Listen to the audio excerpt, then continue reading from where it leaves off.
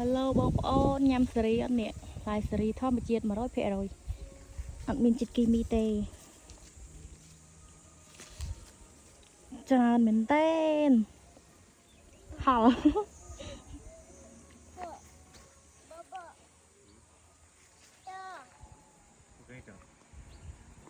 អត់មានគីមីអត់មានអីទេណា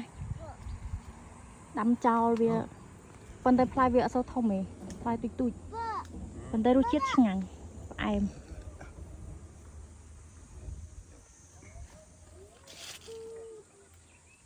ចង់ញ៉ាំតម្លាក់លេខតម្លាក់ទីតាំងបងប្អូនចេញសេវាដឹកខ្លួនឯងសេវាពីចិនទៅខ្មែរដូចជា1គីឡូហ្មងក៏សេវាដឹក20រៀលអីទេ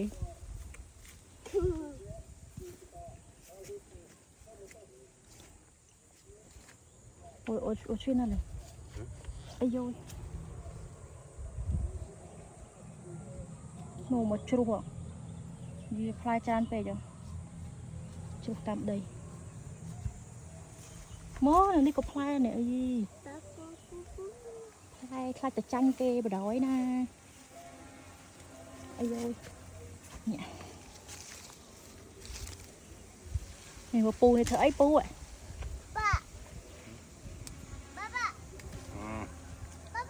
នោះនៅលើទៀតអូ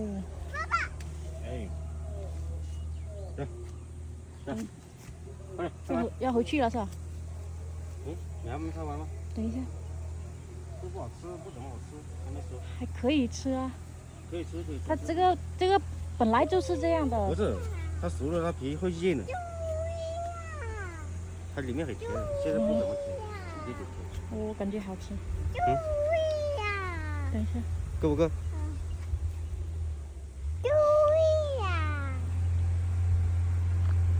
都说人家在录视频了。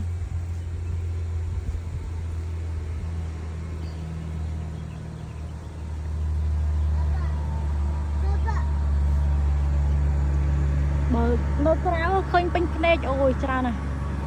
ពេលថតទៅដូចអត់សូវឃើញច្រើននៅក្នុងមានទៀតនោះប៉ុនខ្ជិលដើរទៅចូលហ៎够不够？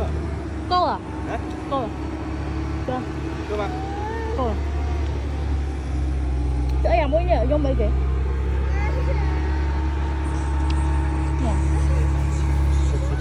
把手去接它。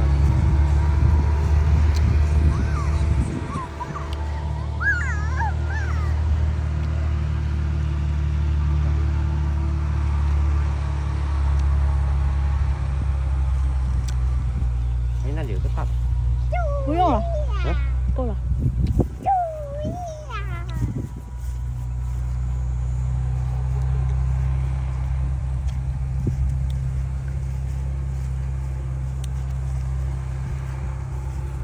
អត់ដឹងនិយាយអីទៀតនេះឲ្យបងប្អូនមើលវាស្រែវាស្រូវ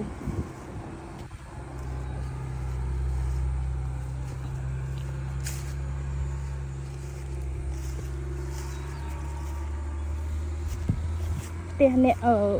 ជនបទនៅចិនអញ្ចឹងឯងដាំស្រែដាំស្រូវដូចតែយើងដូចតែគ្នាហ្នឹងធ្វើការធ្វើអី